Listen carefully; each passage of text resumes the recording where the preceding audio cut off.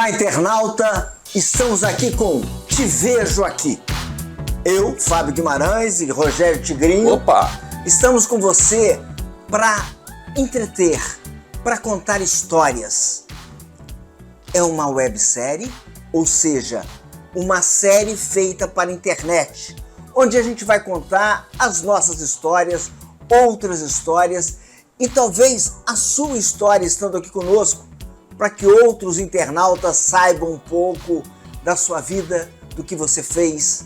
E hoje, neste primeiro episódio, onde a gente está falando da TV chegando até o celular, que hoje é uma televisão na palma da mão, é um computador na palma da mão, eu vou perguntar aqui para o Rogério Tigrinho sobre de onde veio a TV, Rogério? Bacana pergunta, Fábio. Eu acho o seguinte, primeira coisa eu queria avisar os nossos amigos profissionais que estão começando na carreira agora a importância de entender os primórdios da nossa televisão, não só a brasileira, como a TV, no mundo, como ela surgiu. Lembrando também, Fábio, que o mais importante foi quando chegou a energia elétrica, porque sem energia elétrica não tinha como. Bem, nossos primeiros veículos de comunicações foram o telégrafo, depois veio o telefone, veio o cinema e aí veio o radiodifusão. Daí em diante, das rádios, é que se começou vários engenheiros, vários físicos a estudarem como fazer a imagem, E o mais difícil, imagem em movimento. Então, assim, no início, para você poder entender, os primeiros cientistas descobriram como transmitir uma imagem estática, parada, Então não tinha movimento, não tinha era aquela coisa parada. Foram se estudando, se aprimorando até dar o movimento na imagem. Tanto é que quem é profissional do meio sabe que hoje nós temos 60 frames, 30 frames, que são os movimentos, que dão o movimento, os frames, e é numa resolução de 24 linhas. Hoje nós temos o Full HD 1080, 2000 e pouco já parte para 4K, 8K, e daí vai embora, a tecnologia não vai parar. Isso começou, Rogério, aí por 1900, um pouco antes de 1900. Exatamente, Então foram vários estudos. E assim, a BBC de Londres, a NBC, a RCA começaram a desenvolver, a tentar aprimorar a tecnologia através da ciência, Então foi uma coisa bem, para a época, bem... Tanto é, Fábio, que é bom a gente frisar, que ainda teve um segundo problema, ninguém tinha um aparelho de TV.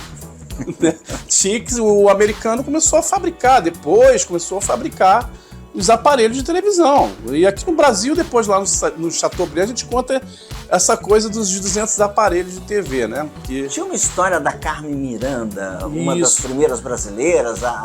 Pois é, eu também pensei que fosse a Carmen Miranda a primeira brasileira convidada para trabalhar numa televisão estrangeira, mas foi a Laura Soares, Foi a primeira brasileira a se apresentar no canal de TV.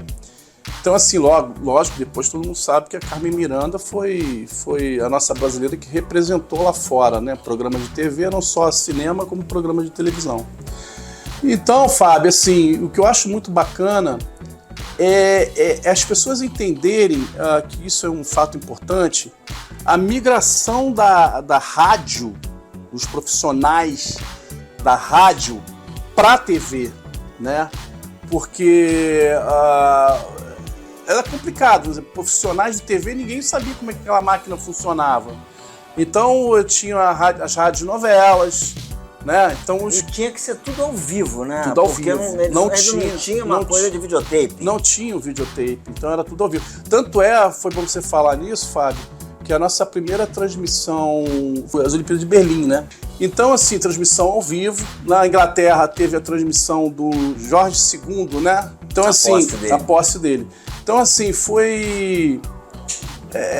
entender isso é fundamental, porque as dificuldades foram muito grandes, para chegar onde nós chegamos, Então, assim, aqui eu vou voltar aqui para o nosso Brasil, aqui foi uma dificuldade grande de achar profissionais O que era uma câmera? Como é que funcionava uma câmera, né? Não tinham profissionais. E essa migração da rádio, de profissionais da rádio para a TV, foi o que salvou, né? Principalmente a TV brasileira, né? Então, assim, foi por aí. Rogério, só dando uma parte aqui nessa questão de profissionais, etc., do que a gente está falando, né? Do celular, do smartphone, que as pessoas hoje pegam aquilo, elas fazem seus filmes, elas gravam, elas não têm a noção disso, né? Desses caras que tiveram que inventar isso na marra. Ah, né? Não, sim, é por isso que eu falo, Fábio, eu ainda insisto um pouco que fica difícil um profissional hoje entrar para a televisão e não entender. Eu estou reafirmando isso porque eu acho de suma importância o cara entender o funcionamento disso tudo, não é chegar numa emissora, eu sou câmera, mas não entende os primórdios das coisas, né? Você vê, o VT, ele chegou bem depois, quer dizer, a transmissão... O que é VT, O Rogério? videotape, onde você pode gravar o material e exibir, né? Então era tudo ao vivo, então era tudo muito complicado, então assim, esse processo, por exemplo... Eu não vou chegar lá porque vai ficar no próximo episódio, o processo da TV colorida, quando chegou, que a gente sabe foi na década de 70. Então, assim, foi tudo muito...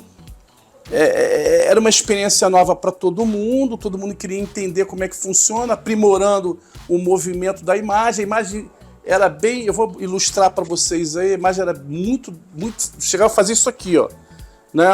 A imagem fazia isso aqui, então era tudo muito complicado. Mas, Fábio, o que eu acho legal, esse processo é bom a gente contar. Olha que dificuldade, vamos fazer um histórico da coisa.